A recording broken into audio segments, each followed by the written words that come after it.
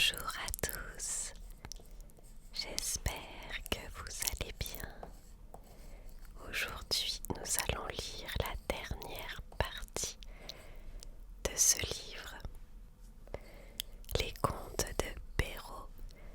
Donc ce livre contient 8 contes de Perrault dans leur version originale. Nous en avons déjà lu 6. Et aujourd'hui, il nous restera donc à lire La Barbe Bleue et Cendrillon. Alors j'avais déjà fait une vidéo consacrée à Cendrillon il y a quelque temps avec un autre livre. Mais comme ce sont les versions originales, je me dis que peut-être celui-ci est un petit peu différent, mais nous allons le découvrir ensemble. Et pour le moment, nous allons commencer avec La Barbe Bleue avec des illustrations de Jérôme Ruillier. Il était une fois un homme qui avait de belles maisons à la ville et à la campagne, de la vaisselle d'or et d'argent, des meubles en broderie et des carrosses tout dorés. Mais par malheur, cet homme avait la barbe bleue. Cela le rendait si laid et si terrible qu'il n'était ni femme ni fille qui ne s'enfuit de devant lui. Une de ses voisines, dame de qualité, avait 2 filles parfaitement belles. Il lui en demanda une en mariage en lui laissant le choix de celle qu'elle voudrait lui donner. Elle n'en voulait point toutes 2 et se le renvoyait l'une à l'autre, ne pouvant se résoudre à prendre un homme qui eût la barbe bleue. Ce qui les dégoûtait encore, c'est qu'il avait déjà épousé plusieurs femmes et qu'on ne savait ce que ces femmes étaient devenues. La barbe bleue, pour faire connaissance, les mena avec leur mère et 3 ou 4 de leurs meilleurs amis et quelques jeunes gens du voisinage à une de ces maisons de campagne où on demeura 8 jours entiers. Ce n'était que promenade, que partie de chasse et de pêche, que danse et festin, que collation. On ne dormait point. Et on passait toute la nuit à se faire des malices les uns aux autres. Enfin, tout alla si bien que la cadette commença à trouver que le maître du logis n'avait plus la barbe si bleue et que c'était un fort honnête homme. Dès qu'on fut de retour à la ville, le mariage se conclut. Au bout d'un mois, la barbe bleue dit à sa femme qu'il était obligé de faire un voyage en province de 6 semaines au moins pour une affaire de conséquence, qu'il la priait de se bien divertir pendant son absence, qu'elle fit venir ses bonnes amies, qu'elle les mena à la campagne si elle voulait, que partout elle fit bonne chère. Voilà, lui dit-il, les clés des 2 grands garde-meubles. Voilà celle de la vaisselle d'or et d'argent qui ne sert pas tous les jours. Voilà celle de mes coffres-forts où est mon or et mon argent. Celle des cassettes où sont mes pierreries. Et voilà le passe-partout de tous les appartements. Pour cette petite clé-ci, c'est la clé du cabinet au bout de la grande galerie de l'appartement bas. Ouvrez tout, allez partout. Mais pour ce petit cabinet, je vous défends d'y entrer et je vous le défends de telle sorte que s'il vous arrive de l'ouvrir, il n'y a rien que vous ne deviez attendre de ma colère. Elle promit d'observer exactement tout ce qui lui venait d'être ordonné, et lui, après l'avoir embrassée, il monte dans son carrosse et part pour son voyage. Les voisines et les bonnes amies n'attendirent pas qu'on les envoyât quérir pour aller chez la jeune mariée, tant elles avaient d'impatience.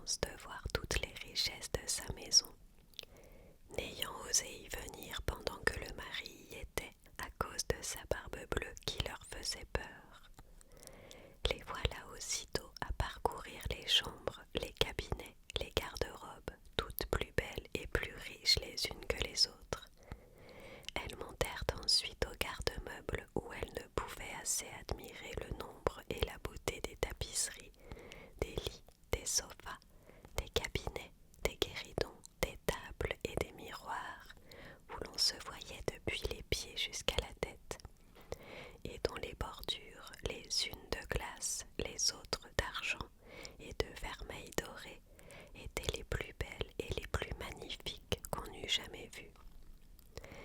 Elle ne cessait d'exagérer et d'envier le bonheur de leur amie, qui cependant ne se divertissait point à voir toutes ces richesses à cause de l'impatience qu'elle avait d'aller ouvrir le cabinet de l'appartement bas. Elle fut si pressée de sa curiosité que, sans considérer qu'il était malhonnête de quitter sa compagnie, elle y descendit par un petit escalier dérobé et avec tant de précipitation qu'elle pensa se rompre le cou 2 ou 3 fois. Étant arrivée à la porte du cabinet, elle s'y arrêta quelque temps, songeant à la défense que son mari lui avait faite et considérant qu'il pourrait lui arriver malheur d'avoir été désobéissante, mais la tentation était si forte qu'elle ne put la surmonter. Elle prit donc la petite clé et ouvrit en tremblant la porte du cabinet. D'abord, elle ne vit rien parce que les fenêtres étaient fermées et après quelques moments, elle commença à voir que le plancher était tout couvert de sang caillé dans lequel se miraient les corps de plusieurs femmes mortes et attachées le long des murs. C'étaient toutes les femmes que la Barbe Bleue avait épousées et qui l'avaient égorgée l'une après l'autre. Elle pensa mourir de peur et la clé du cabinet qu'elle venait de retirer de la serrure lui tomba de la main. Après avoir un peu repris ses esprits, elle ramassa la clé, referma la porte et monta à sa chambre pour se remettre un peu, mais elle n'en pouvait venir à bout tant elle était émue. Ayant remarqué que la clé du cabinet était tachée de sang, elle l'essuya 2 ou 3 fois, mais le sang ne s'en allait point. Elle eut beau la laver et même la frotter avec du sablon et avec du grès, il y demeura toujours du sang, car la clé était faite et il n'y avait pas moyen de la nettoyer tout à fait. Quand on ôtait le sang d'un côté, il revenait de l'autre. La Barbe Bleue revint de son voyage dès le soir même et dit qu'il avait reçu des lettres dans le chemin qui lui avaient appris que l'affaire pour laquelle il était parti venait d'être terminée à son avantage. Sa femme fit tout ce qu'elle put pour lui témoigner qu'elle était ravie de son prompt retour. Le lendemain, il lui redemanda les clés et elle les lui donna, mais d'une main si tremblante qu'il devina sans peine tout ce qui s'était passé. « D'où vient, lui dit-il, que la clé du cabinet n'est point avec les autres? Il faut, dit-elle, que je l'ai laissée là-haut sur ma table. Ne manquez pas, dit la Barbe Bleue, de me la donner tantôt. » Après plusieurs remises, il fallut apporter la clé. La Barbe Bleue, l'ayant considérée, dit à sa femme: « Pourquoi y a-t-il du sang sur cette clé ? » « Je n'en sais rien, répondit la pauvre femme, plus pâle que la mort. « Vous n'en savez rien, reprit la Barbe Bleue. Je le sais bien, moi. Vous avez voulu entrer dans le cabinet. Eh bien, madame, vous y entrerez et irez prendre votre place auprès des dames que vous y avez vues. » Elle se jeta aux pieds de son mari en pleurant et en lui demandant pardon, avec toutes les marques d'un vrai repentir de n'avoir pas été obéissante. Elle aurait attendri un rocher, belle et affligée comme elle était, mais la Barbe Bleue avait un cœur plus dur qu'un rocher. « Il faut mourir, madame, lui dit-il, et tout à l'heure. »« Puisqu'il faut mourir, répondit-elle en le regardant les yeux baignés de larmes, donnez-moi un peu de temps pour prier Dieu. »« Je vous donne un demi-quart d'heure, reprit la Barbe Bleue, mais pas un moment davantage. Lorsqu'elle fut seule, elle appela sa sœur et lui dit: « Ma sœur Anne, elle s'appelait ainsi, monte, je te prie, sur le haut de la tour pour voir si mes frères ne viennent point. Ils m'ont promis qu'ils viendraient voir aujourd'hui, et si tu les vois, fais-leur signe de se hâter. » La sœur Anne monta sur le haut de la tour et la pauvre affligée lui criait de temps en temps: « Anne, ma sœur Anne, ne vois-tu rien venir ?» Et la sœur Anne lui répondait: « Je ne vois rien que le soleil qui poudroie et l'herbe qui verdoie. » Cependant la Barbe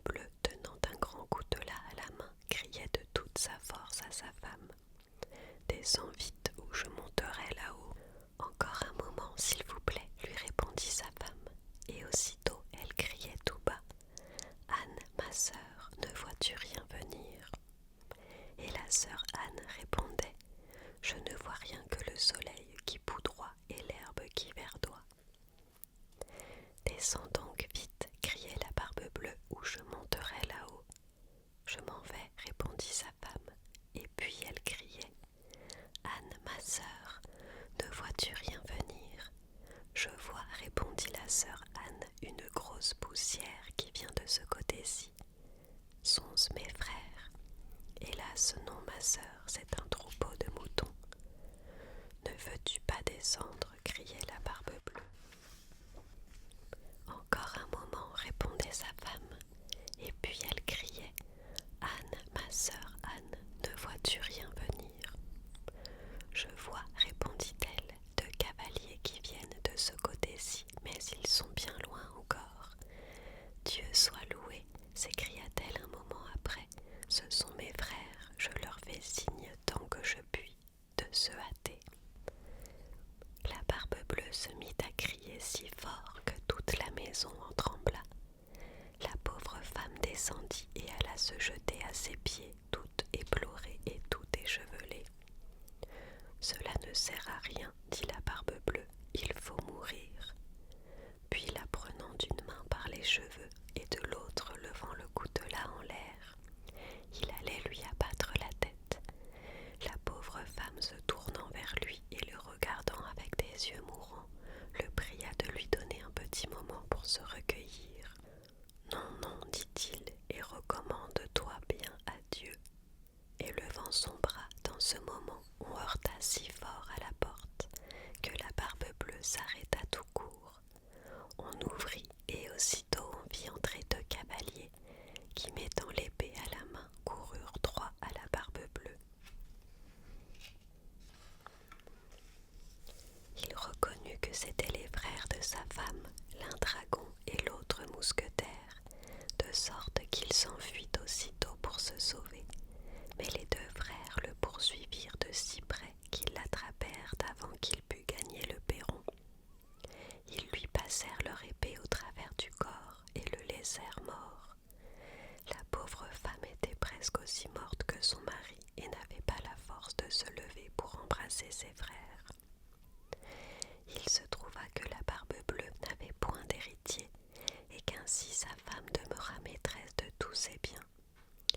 Elle en employa une partie à marier sa sœur Anne avec un jeune gentilhomme dont elle était aimée depuis longtemps, une autre partie à acheter des charges de capitaine à ses deux frères, et le reste à se marier elle-même à un fort honnête homme, qui lui fit oublier le mauvais temps qu'elle avait passé avec la Barbe Bleue. Ouf, ça se termine bien. Moralité: la curiosité, malgré tous ses attraits, coûte souvent bien des regrets. On en voit tous les jours 1000 exemples paraître. C'est, n'en déplaise au sexe, un plaisir bien léger. Dès qu'on le prend, il cesse d'être, et toujours il coûte trop cher.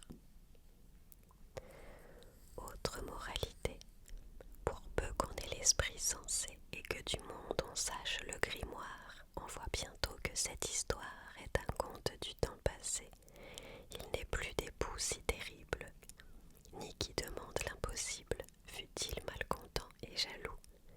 Près de sa femme on le voit filer doux, et de quelque couleur que sa barbe puisse être, on a peine à juger qui des deux est le maître.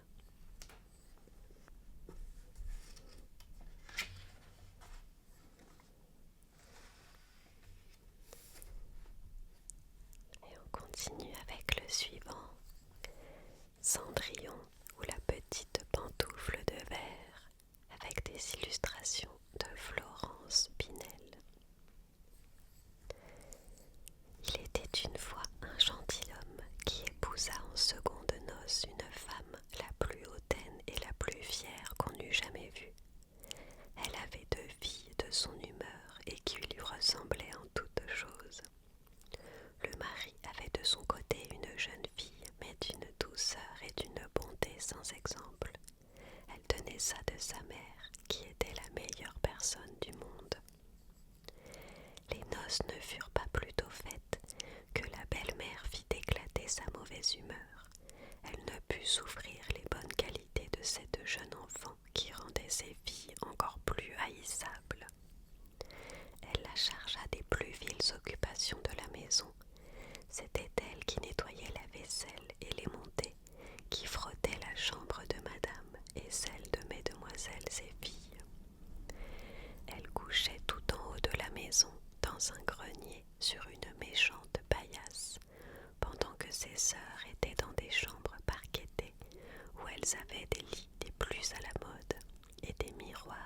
se voyait depuis les pieds jusqu'à la tête. La pauvre fille souffrait tout avec patience et n'osait s'en plaindre à son père qui l'aurait grondée parce que sa femme le gouvernait entièrement. Lorsqu'elle avait fait son ouvrage, elle s'allait mettre au coin de la cheminée et s'asseoir dans les cendres, ce qui faisait qu'on l'appelait communément dans le logis Cucendron. La cadette, qui n'était pas si malhonnête que son aînée, l'appelait Cendrillon. Cependant, Cendrillon, avec ses méchants habits, ne laissait pas d'être 100 fois plus belle que ses sœurs, quoique vêtue très magnifiquement. Il arriva que le fils du roi donna un bal et qu'il en pria toutes les personnes de qualité. Nos deux demoiselles en furent aussi priées, car elles faisaient grande figure dans le pays. Les voilà bien aises et bien occupées à choisir les habits et les coiffures qui leur siéraient le mieux. Nouvelle peine pour Cendrillon, car c'était elle qui repassait le linge de ses sœurs et qui gaudronnait leurs manchettes. On ne parlait que de la manière dont on s'habillerait. Moi, dit l'aîné, je mettrai mon habit de velours rouge et ma garniture d'Angleterre. Moi, dit la cadette, je n'aurai que ma jupe ordinaire, mais en récompense, je mettrai mon manteau à fleurs d'or et ma barrière de diamants qui n'est pas des plus indifférentes. On envoya quérir la bonne coiffeuse pour dresser les cornettes à 2 rangs et on fit acheter des mouches de la bonne faiseuse. Elles appelèrent Cendrillon pour lui demander son avis, car elle avait le goût bon. Cendrillon les conseilla le mieux du monde et s'offrit même à les coiffer, ce qu'elles voulurent bien. En les coiffant, elle lui disait « Cendrillon, serais-tu bien aise d'aller au bal ? Hélas, mesdemoiselles, vous vous moquez de moi, ce n'est pas là ce qu'il me faut. Tu as raison, on rirait bien si on voyait un Cucendron aller au bal. » Une autre que Cendrillon les aurait coiffées de travers, mais elle était bonne et elle les coiffa parfaitement bien. Elles furent près de 2 jours sans manger tant elles étaient transportées de joie. On rompit plus de 12 lacets à force de les serrer pour leur rendre la taille plus menue, et elles étaient toujours devant leur miroir. Enfin, l'heureux jour arriva. On partit et Cendrillon les suivit des yeux le plus longtemps qu'elle put. Lorsqu'elle ne les vit plus, elle se mit à pleurer. Sa marraine, qui la vit tout en pleurs, lui demanda ce qu'elle avait. « Je voudrais bien, je voudrais bien. » Elle pleurait si fort qu'elle ne put achever. Sa marraine, qui était fée, lui dit « Tu voudrais bien aller au bal, n'est-ce pas ?» « Hélas, oui, dit Cendrillon en soupirant. »« Eh bien, seras-tu bonne fille, dit sa marraine, je t'y ferai aller. » Elle la mena dans sa chambre et lui dit « Va dans le jardin et apporte-moi une citrouille. » Cendrillon alla aussitôt cueillir la plus belle qu'elle put trouver et l'apporta à sa marraine, ne pouvant deviner comment cette citrouille la pourrait faire aller au bal. Sa marraine la creusa, et n'ayant laissé que l'écorce, la frappa de sa baguette, et la citrouille fut aussitôt changée en un beau carrosse tout doré. Ensuite, elle alla regarder dans sa souricière où elle trouva 6 souris toutes en vie. Elle dit à Cendrillon de lever un peu la trappe de la souricière, et à chaque souris qui sortait, elle lui donnait un coup de sa baguette, et la souris était aussitôt changée en un beau cheval, ce qui fit un bel attelage de 6 chevaux, d'un beau cri de souris pommelée. Comme elle était en peine de quoi elle ferait un cocher. « Je vais voir, dit Cendrillon, s'il n'y a point quelques rats dans la ratière, nous en ferons un cocher. »« Tu as raison, dit sa marraine, va voir. » Cendrillon lui apporta la ratière où il y avait 3 gros rats. La fée en prit un d'entre les 3 à cause de sa maîtresse Barbe, et l'ayant touché, il fut changé en un gros cocher qui avait une des plus belles moustaches qu'on ait jamais vues. Ensuite, elle lui dit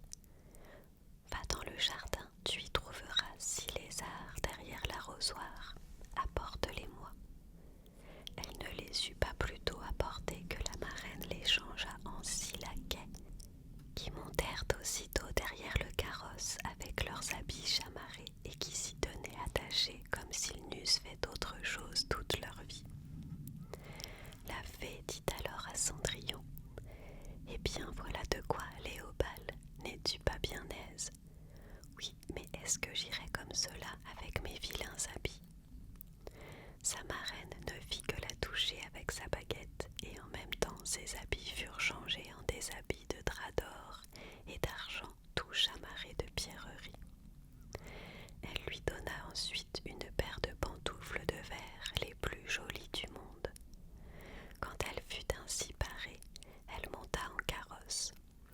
Mais sa marraine lui recommanda sur toute chose de ne pas passer minuit, l'avertissant que si elle demeurait au bal un moment davantage, son carrosse redeviendrait citrouille, ses chevaux des souris, ses laquais des lézards, et que ses vieux habits reprendraient leur première forme.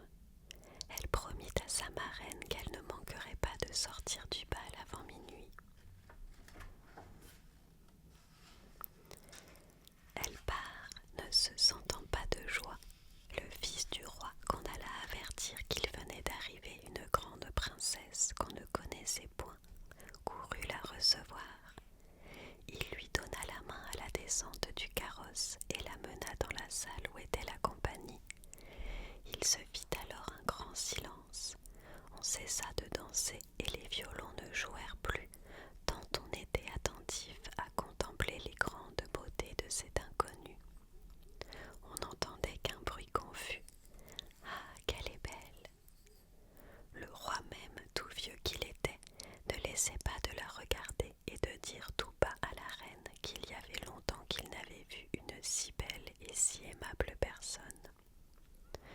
Toutes les dames étaient attentives à considérer sa coiffure et ses habits, pour en avoir dès le lendemain de semblables, pourvu qu'il se trouvât des étoffes assez belles et des ouvriers assez habiles. Le fils du roi la mit à la place la plus honorable et ensuite la prit pour la mener danser. Elle dansa avec tant de grâce qu'on l'admira encore davantage. On apporta une fort belle collation dont le jeune prince ne mangea point, tant il était occupé à la considérer. Elle alla s'asseoir auprès de ses sœurs et leur fit mille honnêtetés. Elle leur fit part des oranges et des citrons que le prince lui avait donnés, ce qui les étonna fort car elle ne la connaissait point. Lorsqu'elle causait ainsi, Cendrillon entendit sonner 11h03. Elle fit aussitôt une grande révérence à la compagnie et s'en alla le plus vite qu'elle put. Dès qu'elle fut arrivée, elle alla trouver sa marraine et après l'avoir remerciée, elle lui dit qu'elle souhaiterait bien aller encore le lendemain au bal parce que le fils du roi l'en avait prié. Comme elle était occupée à raconter à sa marraine tout ce qui s'était passé au bal, les deux sœurs heurtèrent à la porte. Cendrillon alla leur ouvrir. « Que vous êtes longtemps à revenir, leur dit-elle en bâillant, en se frottant les yeux et en s'étendant comme si elle n'eût fait que de se réveiller. Elle n'avait cependant pas eu envie de dormir depuis qu'elle s'était quittée. « Si tu étais venue au bal, lui dit une de ses sœurs, tu ne t'y serais pas ennuyée. Il y est venu la plus belle princesse, la plus belle qu'on puisse jamais voir. Elle nous a fait 1000 civilités, elle nous a donné des oranges et des citrons. » Cendrillon ne se sentait pas de joie. Elle leur demanda le nom de cette princesse, mais elles lui répondirent qu'on ne la connaissait pas, que le fils du roi en était fort en peine et qu'il donnerait toutes choses au monde pour savoir qui elle était. Cendrillon sourit et leur dit « Elle était donc bien belle. Mon Dieu, que vous êtes heureuse, ne pourrais-je point la voir? Hélas, mademoiselle Javotte, prêtez-moi votre habit jaune que vous mettez tous les jours. » Vraiment, dit mademoiselle Javotte, je suis de cet avis. Prêtez votre habit à un vilain cul-cendron comme cela, il faudrait que je fusse bien folle. Cendrillon s'attendait bien à ce refus et elle en fut bien aise car elle aurait été grandement embarrassée si sa sœur eût bien voulu lui prêter son habit. Le lendemain, les deux sœurs furent au bal et Cendrillon aussi, mais encore plus parée que la première fois.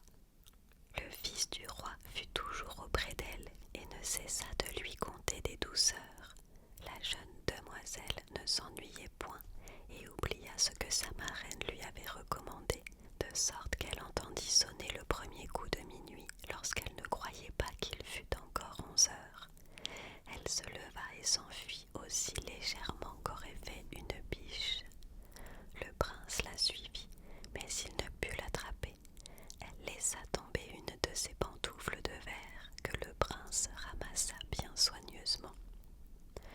Cendrillon arriva chez elle bien essoufflée, sans carrosse, sans laquais, et avec ses méchants habits, rien de lui étant resté de toute sa magnificence qu'une de ses petites pantoufles, la pareille de celle qu'elle avait laissée tomber. On demanda aux gardes de la porte du palais s'ils n'avaient point vu sortir une princesse. Ils dirent qu'ils n'avaient vu sortir personne, qu'une jeune fille fort mal vêtue et qui avait plus l'air d'une paysanne que d'une demoiselle. Quand ces deux sœurs revinrent du bal, Cendrillon leur demanda si elles s'étaient encore bien diverties et si la belle dame y avait été. Elles lui dirent que oui, mais qu'elle s'était enfuie lorsque minuit avait sonné, et si promptement qu'elle avait laissé tomber une de ses pantoufles de verre, la plus jolie du monde, que le fils du roi l'avait ramassée et qu'il n'avait fait que la regarder pendant tout le reste du bal, et qu'assurément il était fort amoureux de la belle personne à qui appartenait la petite pantoufle. Elles dirent vrai, car peu de jours après, le fils du roi fit publier à son de trompe qu'il épouserait celle dont le pied serait bien juste à la pantoufle. On commença à l'essayer aux princesses, ensuite aux duchesses et à toute la cour, mais inutilement. On la porta chez les deux sœurs qui firent tout leur possible pour faire entrer leurs pieds dans la pantoufle, mais elles ne purent en venir à bout. Cendrillon, qui les regardait et qui reconnut sa pantoufle, dit en riant « Que je vois si elle ne me serait pas bonne. » Ses sœurs se mirent à rire et à se moquer d'elle. Le gentilhomme qui faisait l'essai de la pantoufle ayant regardé attentivement Cendrillon et la trouvant fort belle, dit que cela était juste et qu'il avait l'ordre de l'essayer à toutes les filles. Il fit asseoir Cendrillon et approchant la pantoufle de son petit pied, il vit qu'elle y entrait sans peine et qu'elle y était juste comme de cire. L'étonnement des deux sœurs fut grand, mais plus grand encore quand Cendrillon tira de sa poche l'autre petite pantoufle qu'elle mit à son pied. Là-dessus arriva la marraine, qui ayant donné un coup de sa baguette sur les habits de Cendrillon, les fit devenir encore plus magnifiques que tous les autres. Alors ces deux sœurs la reconnurent pour la belle personne qu'elles avaient vue au bal. Elles se jetèrent à ses pieds pour lui demander pardon de tous les mauvais traitements qu'elle lui avait fait souffrir. Cendrillon les releva et leur dit en les embrassant qu'elle leur pardonnait de bon cœur et qu'elle les priait de l'aimer bien toujours. On la mena chez le jeune prince, parée comme elle était. Il la trouva encore plus belle que jamais et peu de jours après, il l'épousa. Cendrillon, qui était aussi bonne que belle, fit loger ses deux sœurs au palais et les maria dès le jour même à deux grands seigneurs de la cour. Moralité. La beauté pour le sexe est un rare trésor, de l'admirer jamais on ne se lasse, mais ce qu'on nomme bonne grâce est sans prix et vaut mieux encore. C'est ce qu'à Cendrillon fit avoir sa marraine, en la dressant, en l'instruisant, tant et si bien qu'elle en fit une reine, car ainsi sur ce compte on va moralisant. Belle, ce don vaut mieux que d'être bien coiffée, pour engager un cœur, pour en venir à bout. La bonne grâce est le vrai don des fées. Sans elle on ne peut rien, avec elle on peut tout. Autre moralité.